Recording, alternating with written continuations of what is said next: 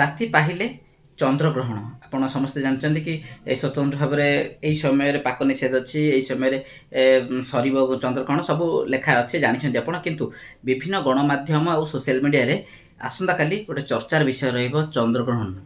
ହେତୁବାଦୀ କ'ଣ କରୁଛନ୍ତି?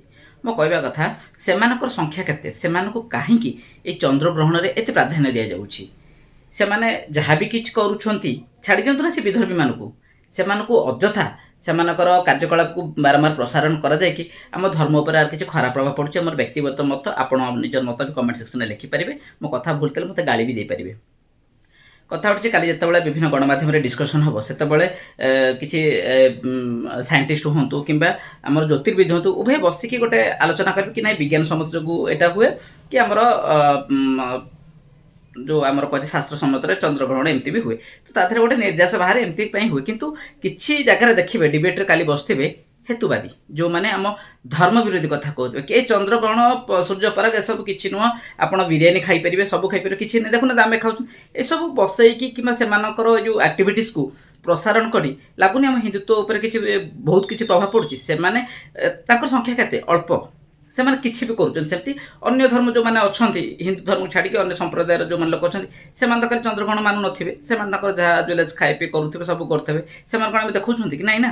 तो ये जो मैंने हेतुवादी रही अଯଥା यही 4-5 वर्ष भितर देखिए गोटे नुआ जिन सृष्टि होती हेतुवादी, तो एमान को अधिक प्रचार प्रसार आम मैंने ही दौरान। तो दयाकोरी काली जो भी आम खबर प्रसारण करने को चाहते कि सोशल मीडिया हेतुवादी डिस्कसन करूँ ना, बरं ये चंद्रग्रहण कौन कहीं हुए, पाक निषेध कौन केतबले खाइले कौन हम ए विषय यदि छुआ जानते अधिक जानते तो से विषय भल होता कि सहीटा न जानिक आज के डेट्रे गोटे मानिया डायलॉग हो गलानी आम हेतुवादी।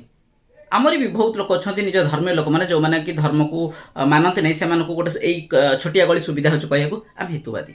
तेणु हेतुवादी संख्या केत आम अଯଥାରେ आम धर्म भितर टाणी आणिक इवन कि देखिए भल भल प्रोग्राम जो ठाकुर कौन प्रोग्राम हो से हेतुवादी को डिस्कसन बसा जाऊँगी। आपन कहे आज कहीं हेतुवादी विषय करते ना आम जब टीआरपी आने कि माइलेज ना चाहिए भ्यू करवा से हेतुवादी बहुत बाट रही जोटा आम करें प्रसारण करें आम धार्मिक चिंताधारा को देखई पार विज्ञान सम्मत जिन देखई पार। कि हेतुवादी जिन कहीं देखा से जो भाव में बिरियानी खाऊँ जहाँ कर आपड़ सीना से गलाठू प्रसारण कलाठू लोक कथा जानते आपड़ जब जाते प्रसारण करते से संख्या केत बोधे 10-15 50 500 हो कहीं प्रसारण से अन्य लोक जो मैंने अच्छा अलग चिंताधारा से प्रभाव पड़ूँ। तेणु मो मतरे काली चंद्रग्रहण कहीं हुए केमी हुआर मेरिट कौन अच्छी डिमेरिट कौन अच्छी लोकों कौन प्रभाव पड़ो कि कौन कि आम जमी राशिफल कौ राशि भल कौ राशि खराब यहीपर जब डिस्कसन हम लोक टे जाना समस्त इच्छा हे समस्त गोटे धार्मिक चिंतन भी बढ़ो